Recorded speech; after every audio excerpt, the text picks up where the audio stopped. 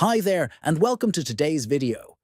If you're using the Ecosia browser on your Android phone and want to improve your privacy, you're in the right place. In this tutorial, I'll guide you step by step on how to disable the Send Usage Data option easily and quickly. Let's get started. Open the Ecosia browser on your Android device. Tap the three dots icon in the top right corner of the screen. From the drop-down menu, tap on Settings. Next, scroll down and tap on Privacy. Look for the toggle labeled Send Usage Data. If it's currently turned on, simply tap the switch to turn it off. Once turned off, your usage data will no longer be sent to Ecosia, helping you maintain better control over your privacy. That's it. You've successfully disabled the Send Usage Data feature in the Ecosia browser.